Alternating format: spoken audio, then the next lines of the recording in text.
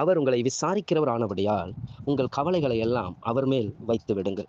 ஆம், அருமையான தேவ பிள்ளைகளே, நம்முடைய கவலைகளை ஒன்று நம்மளே வச்சுக்கிறோம், இல்லைன்னா என்ன பண்ணுறோம்னா யாரோ ஒருத்தர்கிட்ட போயிட்டு நம்ம சொல்லிட்டு இருக்கிறோம்.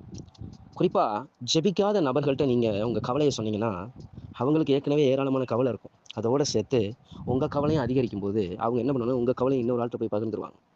இதான் வழக்கமாக நடக்கிற காரியம். ஸோ நம்முடைய கவலையை நம்ம ஒருத்தர் சொன்னால் அவங்க எனக்காக ஜெபிக்கிறவங்க, அவங்க எனக்காக ஜெபிப்பாங்க அப்படின்னா சொல்லலாம். மற்றபடி அதை தாண்டி ஒன்றும் இல்லை. ஆனால் இன்னொரு விஷயம் என்ன அப்படின்னா, நீங்கள் அதை நேரடியாக தேவன்கிட்டயே சொல்லுவீங்கன்னா அவர் உங்கள் பிரச்சனையை தீர்த்துவார். அதனால தான் சொல்ல, நீ என்கிட்ட போய் உன் பிரச்சனை என் மேலே வச்சிருங்க அப்படிங்கிறார். அதை நான் பார்த்துக்கிறேன். கர்த்தர் மேல் உன் பாரத்தை வைத்து விடு, அவர் உன்னை ஆதரிப்பார். நீதிமானை ஒருபோதும் தள்ளாட விட்டார். ஆகவே உங்கள் கவலைகளை எப்பொழுதும் அவர் மேலே வைங்க. நீங்கள் ஒன்றுக்கும் கவலைப்படாமல் எல்லாவற்றை குறித்த உங்கள் விண்ணப்பங்களை ஸ்தோத்திரத்தோடு கூடிய ஜெபத்தினாலும் வேண்டுதல்னாலும் தேவனுக்கு தெரியப்படுத்துங்கள். அப்பொழுது எல்லா புத்திக்கும் மேலான தேவ சமாதானம் உங்கள் இருதயங்களையும் சிந்தைகளையும் கிறிஸ்து இயேசுவுக்குள் காத்துக்கொள்ளும் என்று கர்த்தர் சொல்லியிருக்கிறார். ஆகவே கலங்காதிருங்கள், மகிமையான காரியங்களை கர்த்தர் செய்வார்.